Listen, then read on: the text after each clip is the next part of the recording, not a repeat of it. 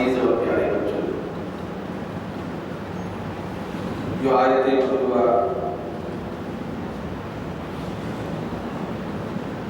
آپ کے سامنے سنانے کی سعادت حاصل ہوئی ہے، یہ سورۃ البقرہ کی وہ آیت مبارکہ ہے جس کے سلسلے میں پچھلے 3 دروس سے اس مبارک آیت کے نورانی کلمات کے سلسلے میں تفسیرے آپ کے سامنے پیش کرنے کی سعادت حاصل ہو رہی ہے۔ آیت کریمہ کے ابتدائی الفاظ کے سلسلے میں پہلے وصیت اور نصیحت کے اعتبار سے کچھ باتیں عرض کی گئی تھی، پھر درمیانی کلمات کے سلسلے میں خصوصی کوشش آپ کے سامنے رکھنے کی سعادت حاصل ہوئی، اور آج اللہ تبارک و تعالیٰ کے کرم اور اس کے فضل سے اس آیت مبارکہ کے آخری الفاظ پر کچھ انتہائی اہم گفتگو آپ سے کرنے کی سعادت حاصل ہو رہی ہے۔ آپ نے سنا اس سے پہلے اس کا ترجمہ اور مفہوم کہ حضرت سیدنا ابراہیم علیہ السلام اور حضرت سیدنا یعقوب علیہ السلام نے اپنے فرزندان اور اپنے لڑکوں کو جمع کر کے فرمایا کہ بیٹو یاد رکھو، یقیناً اللہ تبارک و تعالیٰ نے تمہارے لیے دین اسلام کو منتخب فرما دیا ہے، اور بالخصوص یہ کچھ آپ کے سامنے اس سے پہلے بھی عرض کیا گیا کہ حضرت سیدنا یعقوب علیہ السلام وصال کے وقت کی قربت میں جب آپ کا وصال پانے کا وقت قریب آ چکا تھا تو اس وقت اپنے بیٹوں کو جمع کر کے آپ نے فرمایا تھا کہ یقیناً اللہ تعالیٰ نے تمہارے لیے دین اسلام کو منتخب کیا، چنا، اب تمہاری ذمہ داری یہ ہے کہ تم صرف حالت اسلام میں انتقال کرو، تمہاری موت، تمہارا انتقال اور تمہارا اس دنیا سے رحلت کرنا یہ اسلام کی حالت میں ہونا چاہیے۔ یہ بات طے ہے کہ جو جتنے زیادہ صاحب عقل ہوتے ہیں، صاحب سمجھ ہوتے ہیں، جن کے پاس جتنی زیادہ دانائی حکمت ہوتی ہے، ان کی بات اتنی ہی زیادہ اہم اور پتے کی ہوتی ہے۔ جو جتنا زیادہ صاحب حکمت ہوتا ہے تو اس کا کام بھی اتنا زیادہ حکمت سے پر ہوتا ہے۔ یہاں قابل غور پہلو یہ ہے کہ حضرت سیدنا ابراہیم علیہ السلام اور حضرت سیدنا یعقوب علیہ السلام جو اللہ کے انبیاء ہیں، یہ جب اپنے بیٹوں سے یہ کہہ رہے ہیں کہ یاد رکھو تمہاری موت حالت اسلام میں ہونا ہے، تو یہ جو خصوصی تلقین ان کی طرف سے ہو رہی ہے تو یہ انبیاء کرام کی روایت ہے کہ انبیاء کرام کے سلسلے میں آیا کہ اللہ رب العزت ساری روئے زمین میں سب سے زیادہ حکمت، عقل، دانائی، فہم نبیوں کو عطا فرماتا ہے۔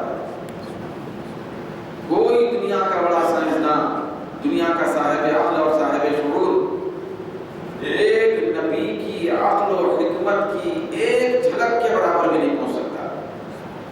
تو حضرت ابراہیم علیہ السلام اور حضرت یعقوب علیہ السلام جب یہ فرما رہے ہیں زور دے کر کہ اے پیارے بیٹو یاد رکھو، کوشش یہ کرو، اور ہونا ہی ایسا ہے کہ تمہارا انتقال اسلام میں ہو، تو اس کا مطلب یہ ہے کہ ایمان میں موت ہونا اور اسلام کی نورانیت میں موت آ جانا یہ انسان کے لیے، بندے کے لیے سب سے بڑا سرمایہ ہے۔ یہ بہت بڑی دولت ہے، بہت بڑی ثروت ہے کہ اس کے سامنے دنیا و آخرت کی کوئی دولت، کوئی ثروت کام نہیں آتی ہے۔ چنانچہ میں ہلکا سا اشارہ دینے کے لیے عرض کروں، یہ جو موت ہے جس کے سلسلے میں حضرت یعقوب علیہ السلام اور ابراہیم علیہ السلام خصوصی طور پر نشاندہی کر کے آخری وقت میں اپنے بیٹوں سے نصیحت کے طور پہ کہہ رہے ہیں، یہ جو موت ہے یہ موت موت کیا ہے؟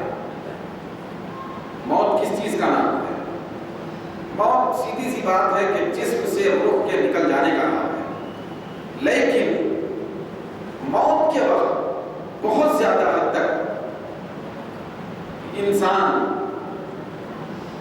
اس کوشش اور تقدم میں رہنے کی جو تلقین ہے کہ ایمان پہ موت، خاتمہ ایمان پر، جس کو ہم خاتمہ بالخیر کہتے ہیں، تو یہ جو اہمیت ہے اس کی، یہ اسی اعتبار سے ہے کہ یاد رکھیں کہ موت یہ انسان کی پوری زندگی کا ماحصل ہے، انسان کی پوری لگاتار جاری رہنے والی زندگی کا ایک نچوڑ ہے، انسان کے ایک طویل سفر کا اختتام ہے، ایک بندے کے طویل سفر کر کے منزل تک پہنچنے کا نام موت ہے۔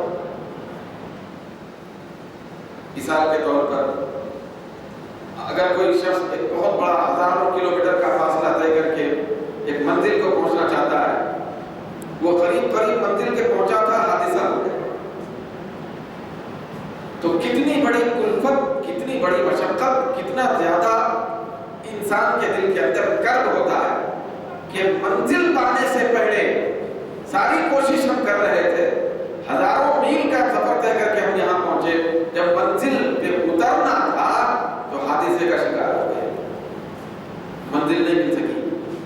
تو اسی طریقے سے انسان کسی بھی ماحول میں کسی بھی اعتبار سے محنت کرتا ہے، مشقت اٹھاتا ہے اور اپنی کوشش کرتا ہے، پسینہ ٹپکاتا ہے، جب آخری مرحلہ میں اگر وہ پہنچ جائے، جس وقت اس کو مزدوری ملنا ہے، جس وقت اس کو اجرت سے نوازا جانے والا ہے، جس وقت اس کو اس کی پوری محنت کا حاصل دیا جانے والا ہے، ایسے ماحول میں اور ایسے وقت میں اگر وہ خدا نہ خواستہ محروم کر دیا جائے تو کتنے بڑے درد کی بات ہے، کتنی زیادہ پریشانی کی بات ہے، کتنے زیادہ کرب کی بات ہے کہ عین نتیجے کے وقت برباد ہو گئے، جب منزل مل رہی تھی برباد ہو گئے۔ تو دوستو یہ کوئی چھوٹی موٹی چیز کی بات نہیں ہے، یہ بہت بڑے اونچے درجے کی بات ہے، جس کے سلسلے میں حضرت سیدنا ابراہیم علیہ السلام، حضرت سیدنا یعقوب علیہ السلام اپنے بیٹوں کے خیالات کو مبذول کرا رہے ہیں اور اپنے بیٹوں کے توجہات کو خاص طور پر بوقت وصال بیٹوں کے توجہات کو اس کی طرف موڑ رہے ہیں کہ یاد رکھنا زندگی میں تم کتنی ہی زیادہ کوشش کیوں نہ کر لو، تم زندگی میں شب و روز کتنے ہی زیادہ بہترین انداز میں کیوں نہ گزار لو، پوری زندگی بھر اس تصور کے ساتھ رات دن گزارا کرو کہ ہمارا خاتمہ ایمان پر ہو جائے، کیونکہ ایک نچوڑ ہے، ایک محصل ہے زندگی کا۔ ذرا غور تو کریں، کتنے لمبے سفر کا یہ محصل ہے موت، کتنے لمبے سفر کا یہ نتیجہ ہے موت۔ ہمارا سفر ماں کے پیٹ سے نہیں شروع ہوا، ہم جب دنیا میں آئے، آنکھ کھولے تو یہاں سے ہمارے سفر کا آغاز نہیں ہوا، بندے کا سفر عالم ارواح سے چل رہا ہے۔ جس وقت روح کی شکل میں رب العالمین نے عالم ارواح میں ہم کو رکھا تھا، تو روح کی شکل میں جب ہم تھے تو وہاں سے ہم منتقل ہوتے ہوتے باپ کے صلب میں آئے، پھر اس کے بعد ماں کے بدن میں آئے، پھر اس کے بعد ماں کے بدن میں 9 مہینے گزارے، پھر وہاں سے اس دنیا میں آئے، پھر دنیا کا ایک حصہ یہاں پر ہم نے گزارا۔ یہ پورا گزارنے کے بعد عالم ارواح سے جو سفر شروع ہوا تھا، اس کا اختتام موت کے دروازے میں ہو رہا ہے۔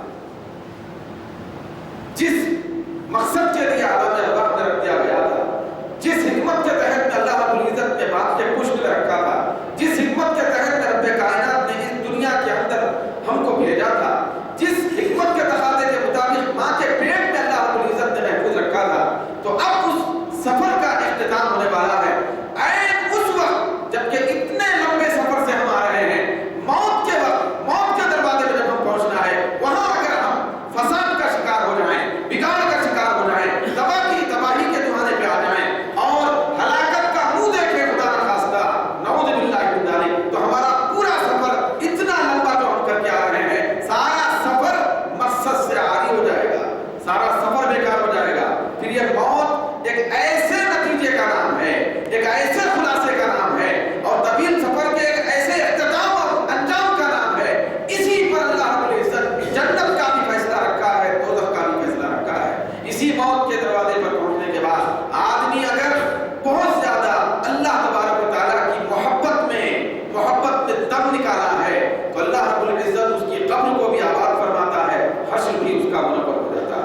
پھر وہ جنت کے درجات پا لیتا ہے. صرف جنت کے درجات نہیں پا لیتا, سب سے بڑی دولت جنت نہیں بلکہ رب کی زیارت بھی کر لیتا ہے. کب؟ جبکہ موت ایمان پر, موت اسلام پر. یہ بہت بڑی اہم چیز ہے, یہ قابل نظر انداز چیز نہیں ہے. موت اسلام پر ہونا, موت ایمان پر ہونا, اس کے سلسلے میں ہمیں کتنی زیادہ فکر کرنے کی ضرورت تھی, لیکن آج ہم انتہائی غفلت کا شکار ہیں.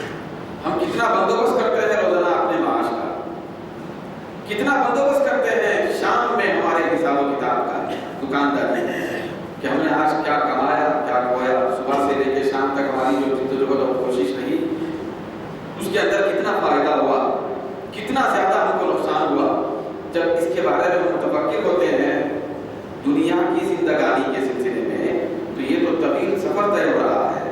پھر اسی پر اللہ رب العزت نے آخرت کی ہر منزل کا مدار رکھا ہے, تو اس کے بارے میں کتنی فکر ہونی چاہیے.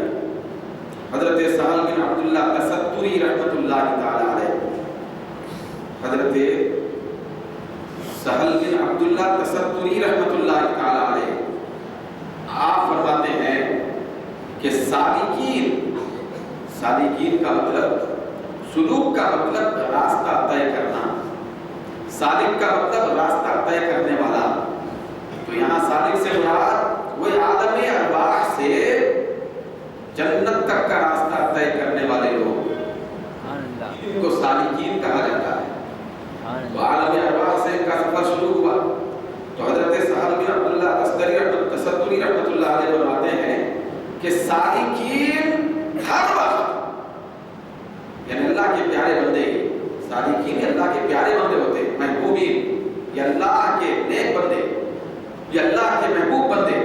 تو ان کا طریقہ کار کیا تھا؟ تو آپ فرماتے ہیں کہ سالکین ہر وقت برے خاتمے کے خیال سے خائف رہتے تھے. کون؟ نیک لوگ, اسلاف, سلوک کا راستہ طے کرنے والے, منزل بارگاہ خداوندی کا ارادہ کرنے والے لوگ. وہ ہمیشہ برے خاتمے سے خوف زدہ رہتے تھے, ہمیشہ شب و روز یہی سوچتے تھے کہ ہمارا خاتمہ کیسے ہوگا, ہماری موت کیسے ہوگی. ہماری موت یہ ایمان کی روشنی میں ہوگی یا معاذ اللہ کفر کے اندھیرے میں ہوگی. کہیں ظلمت تو نہیں چھا جائے گی موت کے وقت. تو یہ موت اور موت کے وقت کے اثرات اور موت کے وقت کے کیفیات, یہ انسان کو ناکامی اور کامیابی کا راستہ بتاتا ہے. اسی لیے انبیاء کرام حضرت ابراہیم علیہ السلام, یعقوب علیہ السلام بطور خاص نصیحت فرما رہے ہیں کہ فلا تموتن الا وانتم مسلمون, تم حالت اسلام میں انتقال کرو. یاد رکھو, حالت اسلام میں انتقال کرو. کیوں؟ اس لیے کہ یہ تقوی کا پورا نچوڑ ہے. اللہ کے خوف, اللہ کی عبادت, اللہ کی ریاضت, اللہ کی بارگاہ کی مجاہدے, پھر نیک اعمال, سجدوں, رکوع, تلاوت, نیکیوں, خیر خیرات, ساری جتنی نیکیوں کی شکل میں ہم اعمال کرتے ہیں, ان سب کا خلاصہ یہ موت کا اچھا ہونا ہے. یہ موت کا اچھا ہونا ہے. چنانچہ سورہ آل عمران میں اللہ رب العزت نے فرمایا چوتھے پارے میں کہ یا ایھا الذین آمنوا اتقوا اللہ حق تقاتہ, اے ایمان والو اللہ سے ایسے ڈرو جیسے اس سے ڈرنے کا حق ہے, جیسے اس سے ڈرنے کا حق ہے. پھر اللہ نے وہاں فرمایا پھر یہی الفاظ یا ایھا الذین آمنوا اتقوا اللہ حق تقاتہ ولا تموتن الا وانتم مسلمون. اللہ سے جیسے اس سے ڈرنے کا حق ہے ویسا ڈرو, اور یاد رکھو کہ ایمان اور اسلام کی حالت میں انتقال کرو. پھر اللہ نے فرمایا کہ ایمان کی حالت میں اگر تم انتقال کرنا چاہتے ہو تو اس کا راستہ کیا ہے؟ تو اللہ نے آگے فرمایا وَاعْتَصِمُوا بِحَبْلِ اللَّهِ جَمِيعًا, کہ اللہ کی رسی یعنی دین اسلام کے احکامات پر مکمل طور پر پابندی کر کے کمر بستہ ہو جاؤ اور اس کو تھام لو. یہ اللہ کی رسی جو دین اسلام کے احکام کی شکل میں ہے, اس کو مضبوطی سے تھام لو اور پکڑ لو. یعنی زندگی بھر اسلام کے اصول پر زندگی گزارو تو تمہارا خاتمہ ایمان پر ہوگا. جو آدمی جیسی حالت میں رہتا ہے مصروف, تو اس کی مصروفیت کے اعتبار سے نتیجہ اس کو یاد رکھیں. جیسی حالت میں ہمارا روزانہ کا معمول ہوگا نتیجے میں ہمارے ساتھ وہی معاملہ ہوگا. تو اسی لیے اللہ رب العزت نے فرمایا کہ اسلام کے احکامات پر عمل کرو، پھر اسلام کو عزیز رکھو، میرے اور میرے احکام، میرے نبی کے احکامات پر کما حقہ عمل کرتے رہو زندگی بھر، شب و روز میری اطاعت میں رہو، تو یقیناً تمہارا خاتمہ ایمان پر ہوگا. کیوں؟ جو ساری زندگی جس خوشبو میں تم زندگی گزارے ہو، موت کے وقت تمہاری موت بھی اسی خوشبو میں ہو. جیسی تمہاری زندگی ہے ویسی موت تمہاری ہے، نتیجہ ویسے ہی نکلے گا، نتیجہ وہی نکلے گا. میں ایک ہنسی کے لیے میں آپ بات نہیں کر رہا ہوں، صرف ہم جیسے لوگوں کے سمجھنے کے لیے ایک بات عرض کرو کہ ایک بزرگ نے لکھا، شاید حضرت محدث دکن ابو الحسنات سید عبداللہ شاہ صاحب رحمۃ اللہ علیہ نے لکھا یا کسی اور بزرگ نے لکھا، میں بزرگوں کی کتاب میں پڑھا کہ ایک شخص تھا. یہ سمجھانے کے لیے بزرگان دین مختلف مثالیں ہم جیسے نادانوں کے لیے پیش کرتے ہیں تاکہ ہماری زندگی سمجھ آئے. جو آدمی جس مصروفیت میں رہتا ہے تو اس مصروفیت کے اثرات اس کے اوپر ویسے ہی طاری ہوتے ہیں. ایک شخص تھا، وہ تھا کپڑے پھاڑنے والا ٹائپ کسی زمانے میں. تو وہ جب رات میں سو جاتا تھا تو خود اپنے کپڑے نہیں پھاڑ لیتا تھا، دن میں کپڑے پھاڑ لیتا. تو اس کی بیوی نے اس سے کہا یہ عجیب بات ہے کہ رات میں آپ کپڑے پھاڑ لے رہے. تو وہ کہتا مجھے تو خیال نہیں، میں کپڑے کیسے پھاڑ لیتا. ارے بھیا آپ کپڑے پھاڑ کے آپ نقصان کر لے رہے اپنا، کوئی دوسرا کام کرتے دن کی حالت میں، کوئی دوسرا کام کرتے نقصان ہو رہا خام خواہ. تو اس نے کہا چونکہ دن بھر میں کپڑے پھاڑنے میں رہتا ہوں تو لہٰذا وہی اثرات حالت نیند میں میرے اوپر طاری ہو جاتے ہیں. ایک مثال ہے کہ جو آدمی زندگی میں جس ماحول میں وہ اپنے شب و روز گزارتا ہے، رب کائنات اس کی عملی زندگی کے مطابق موت کے وقت اس پر ویسے ہی اثرات طاری فرماتا ہے. جس کی زندگی اچھائی میں گزری موت اچھی، جس کی زندگی برائی میں گزری اس کی موت بری. تو جیسے زندگی کے گزارنے کا طریقہ ہے، موت کے آنے کا وہی انداز. تو یہ کہنے کا مطلب یہ ہے کہ آپ یہ جو بزرگان دین نے فرمایا کہ حالت اسلام میں مرنے کی کوشش کرو، انتقال کرنے کی، تو اس کا مطلب یہ ہے، اس کے پیچھے راز یہ ہے پوری زندگی اسلامی قوانین کے مطابق گزارنے کی کوشش کرو، یا اللہ اس کے رسول کے ارشادات کی تعمیل میں گزارنے کی کوشش کرو، تو تمہاری موت بھی اسی انداز سے آئے. چنانچہ میں بنیادی اہم باتیں تاکہ ہم سب لوگوں کو سبق ہو جائے، پھر اس کی اہمیت معلوم ہو جائے کہ خاتمے کی اہمیت کیا ہے. یہ جو موت کے دروازے سے روز بروز قریب ہو رہے ہیں، ہم سمجھ رہے ہیں کہ ہم بہت زیادہ راحت اور چین میں ہیں دنیا کے اندر، بہت اونچے مرتبے ہم حاصل کیے ہوئے ہیں، لیکن در پردہ ہم موت کی دہلیز سے تو قریب ہو رہے ہیں. تو آنے والی وہ جو دہلیز ہے، پھر آنے والا وہ جو پل ہے، پھر آنے والا وہ جو دروازہ ہے، اس کی ہم کو کتنی فکر کرنی چاہیے، ہم کو درس ہو جائے. تو اس سلسلے میں سب سے پہلے احادیث کریمہ سے آپ کے سامنے چند باتیں رکھتا ہوں کہ اللہ کے حبیب صلی اللہ علیہ وسلم نے ارشاد فرمایا، آپ نے فرمایا کہ لا يموتن احدكم الا وهو يحسن الظن بالله عز وجل. سرکار نے فرمایا کہ تم اسلام کی حالت میں انتقال کرنے کی کوشش کرو کا مطلب یہ ہے کہ تم میں کا کوئی بھی آدمی، ہر آدمی صرف پروردگار عالم سے اچھا گمان رکھ کے انتقال کرے، رب العالمین سے اچھا گمان رکھ کے انتقال کرے. یعنی دل میں گمان اچھا ہو رب کی بارگاہ میں کہ میں اب اس دنیا کو چھوڑ کے اس کی بارگاہ میں جا رہا ہوں.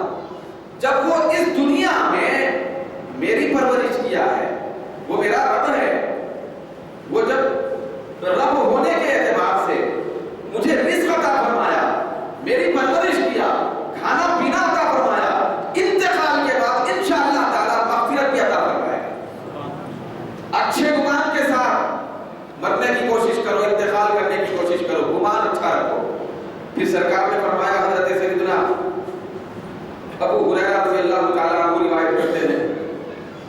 رسول اللہ کہ اللہ تعالیٰ فرماتا ہے بندوں سے کہ انا عند ظن عبدی بھی، میں میرے بندے کے گمان کے پاس رہتا ہوں. یہ اللہ نے فرمایا جیسا بندہ میرے ساتھ گمان رکھتا ہے میں اس کے ساتھ ویسا ہی معاملہ کرتا ہوں، ویسا ہی معاملہ کرتا ہوں. چنانچہ ایک انتہائی بہت زیادہ سبق آموز روایت ہے جس کو میں آپ کے سامنے ابھی پڑھ رہا ہوں کہ جس کے ذریعے سے ہم کو زندگی گزارنے کا طریقہ اور موت کی فکر کرنے کا ایک نہج ملے گا، اور ہم موت کی حالت میں ہمارے اندر تصورات کیا رکھنا ہے، پھر ہمارا خیال ہمارا گمان کس انداز سے ہو جس کے ذریعے سے ہم موت کے سفر کو آسانی سے طے کر سکیں، اس کا حوصلہ ہم کو ملے گا. چنانچہ یہ جو روایت ہے یہ ترمذی شریف کی حدیث ہے. کون سی کتاب کی حدیث ہے؟ یہ ترمذی شریف کی حدیث ہے، نسائی شریف میں بھی حدیث ہے، پھر ابن ماجہ شریف میں بھی حدیث ہے کہ ایک مرتبہ حضرت انس بن مالک رضی اللہ تعالیٰ عنہ سے روایت ہے کہ انہوں نے فرمایا کہ انصار کا ایک شخص بیمار ہو گیا. کہ بیماری یہ موت کے یاد کو تازہ کرتی ہے. بیماری تو انصار کے ایک شخص کے اوپر مرض آ گیا، بیمار ہو گیا، تو سرکار دو عالم صلی اللہ علیہ وسلم اس شخص کی عیادت کے لیے تشریف لے گئے. سرکار کو پتا چلا تو عیادت کے لیے تشریف لے گئے. سرکار جا رہے تھے، بازار سے گزر رہے تھے کہ اس شخص کا آمنا سامنا ہو گیا. وہ شخص سامنے سے آ رہا جس کی عیادت کے لیے آپ تشریف لے جا رہے تھے. تو اس شخص نے سرکار دو عالم صلی اللہ علیہ وسلم کی خدمت میں سلام عرض کیا. تو آقا دو جہاں نے اس سے پوچھا کیف انت یا فلان، اے شخص کیا حالت ہے تیری؟ میں سنا ہوں کہ تو بیمار ہے، طبیعت خراب ہے. تو قال، اس نے کہا بخیر یا رسول اللہ، حالت مرض ہے، حالت ہے، بیمار تھا. تو اس شخص نے عرض کیا یا رسول اللہ خیریت سے. کیا عرض کیا؟ یا رسول اللہ میں خیریت سے ہوں. اور اس کے بعد ایک جملہ اس نے بیان کیا کہ ارجو اللہ واخاف ذنوبی. وہ شخص عرض کرتا ہے یا رسول اللہ میں اللہ سے امید رکھتا ہوں، گناہوں سے ڈرتا ہوں. دو چیزیں ہیں میرے پاس، ایک اللہ کی امید، میں بخشا جاؤں گا، امید، پھر دوسرا گناہوں کا خوف، گناہوں پہ اللہ پکڑے گا. تو خوف بھی میرے پاس ہے، امید بھی میرے پاس ہے. ایک خوف کی دولت ہے، دوسری امید کی دولت ہے. تو سرکار دو عالم صلی اللہ علیہ وسلم نے فرمایا اس کے اس گمان کو دیکھ کر لا یجتمعان فی قلب عبد فی هذا الموت الا اعطاه الله ما یرجو وآمنه مما یخاف. سرکار نے فرمایا کہ خوف اور امید کسی بھی بندے کے دل میں جمع نہیں ہوں گے ہوتے مگر اللہ تبارک و تعالی اس کی امید کے مطابق اس کو عطا فرماتا ہے، خوف کے مطابق جس سے وہ ڈر رہا ہے اس سے وہ بچا لیتا ہے.